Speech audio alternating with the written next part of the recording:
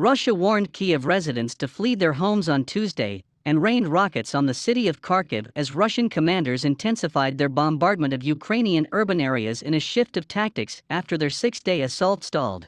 A U.S. official said a miles-long armored column bearing down on Kyiv had not made any advances on the capital in the past 24 hours, frozen in place by logistics problems, short on fuel and food, and perhaps pausing to reassess tactics.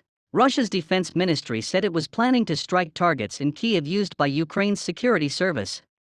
It warned residents near such sites to evacuate their homes, while giving no information about where in the city of 3 million people those targets were located. Kyiv's mayor published a video showing the moment when a TV antenna in the city was engulfed in flames, apparently hit by a rocket, killing 5 people.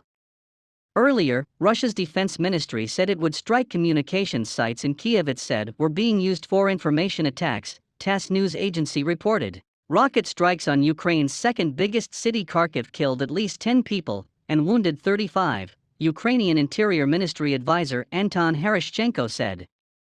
Similar strikes killed and wounded dozens in Kharkiv on Monday. President Volodymyr Zelensky said the artillery barrages on Kharkiv, a city of 1.5 million, amounted to state terrorism. Shambolic. But nearly a week since Russian troops poured over the border, they have not captured a single major Ukrainian city after running into far fiercer resistance than they expected. Michael Kaufman, an expert on the Russian military at Washington, D.C.'s Wilson Center, tweeted, "Looking at the Russian operations so far, they're having tremendous problems with logistics and communications. The whole effort seems shambolic." Many Western military analysts fear that Russia will now fall back on tactics which call for crushing bombardment of built-up areas before trying to enter them. A U.S. official, speaking on condition of anonymity, said, "One reason why things appear to be stalled north of Kyiv is that the Russians themselves are regrouping and rethinking and trying to adjust to the challenges that they've had. The Russians have been surprised not only by the scale of Ukrainian resistance, but also by poor morale among their own forces, some of whom surrendered without a fight," the U.S. official said. Russia still has more forces to throw into the fight even though President Vladimir Putin has drawn global condemnation and sanctions that have already sent the ruble into freefall and forced Russians to queue outside banks for their savings. Russia's TASS news agency reported new peace talks would be held on Wednesday. A first round of talks between Russian and Ukrainian officials on Monday at the Belarus border failed to reach a breakthrough. Ukrainian Foreign Minister Dmytro Kuleba said Kyiv was ready to talk, but would not bow to Russian ultimatums. In the south, Russia claimed to have completely encircled Ukraine's Azov Sea coast. If confirmed, that would mean Russian forces invading from Crimea had joined up with separatists in the east and had cut off Ukraine's main eastern port, Mariupol.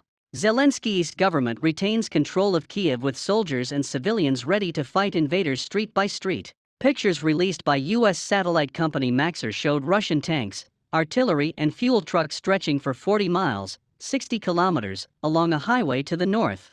For the enemy, Kyiv is the key target, Zelensky, who has remained in the capital rallying Ukrainians, said in a message overnight.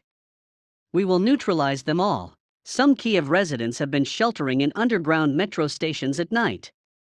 There are long lines for fuel and some products are running out in shops, but by day there is a semblance of ordinary life on the streets. In an emotional address to the European Parliament by video link on Tuesday, a day after he signed an official request to join the European Union, Zelensky urged the bloc to prove that it sided with Ukraine. "Do prove that you will not let us go.